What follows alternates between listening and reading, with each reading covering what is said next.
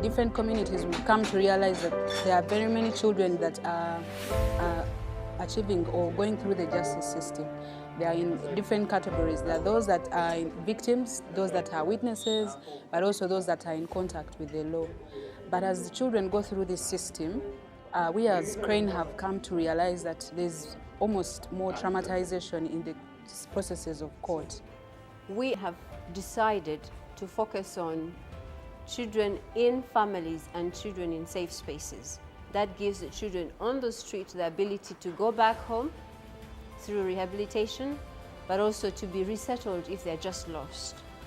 So we as Crane are partnering with ODPP to find a ground that is child-friendly for children, so that these prosecutors are able to engage children as children, not as cases or files. We are not trained on how to relate with children. We actually do not know children.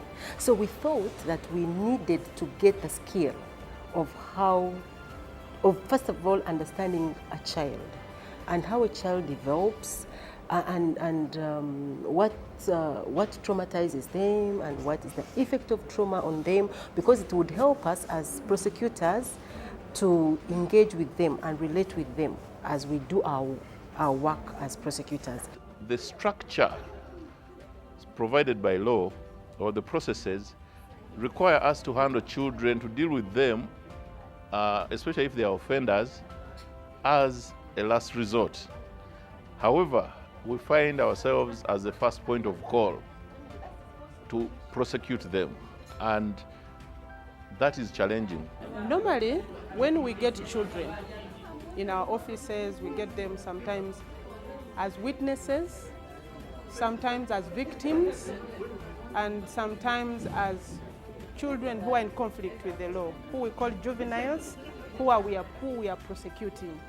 And when they come to us, sometimes we do not know how to deal with them because we are used to the old system, which is mainly trained to handle and coined in a manner that you are only presupposed to deal with only adults.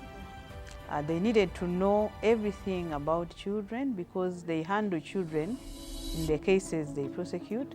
But most of the time when they handle children, they don't know how to handle children. They use adult communication skills on children, and that sabotages the way they handle cases.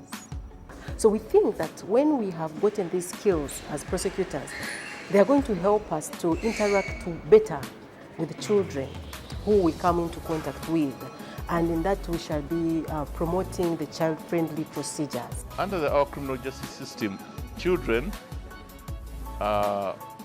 most times are handled as children because we've been trained and the law says we should treat them as children. However, in practice, sometimes there are children who have been reoffending and they end up being treated like adults. What we have observed is that sometimes the police inflates the age of the children in order to bring them within the bracket of adults. We have covered appropriate methodologies for communicating with children. We have covered child involvement stages because they need to know what stages through which children develop. They've covered how trauma affects children and the kind of things that children go through when they have been affected by trauma. Because when you look at how trauma affects a child, you'll be able to not re-traumatize them when you're handling their case or when you're interviewing them or when they are presenting them before court. Also, we've covered basic counseling skills because they also need to know how to help the child to tell the truth, to speak what exactly happened, and how to help that child to be confident and trusting of the justice system. They need to be more child-friendly in everything that they do, in how they come across. The training has enabled us as prosecutors to realize that children grow through processes and that the environment in which they grow affects their behavior. I need to appreciate where this child is coming from. If they're coming from a dysfunctional family, then respect for authority may be a challenge. If they are coming from a deprived background, where they're missing meals, they don't have a shelter, they are likely to steal food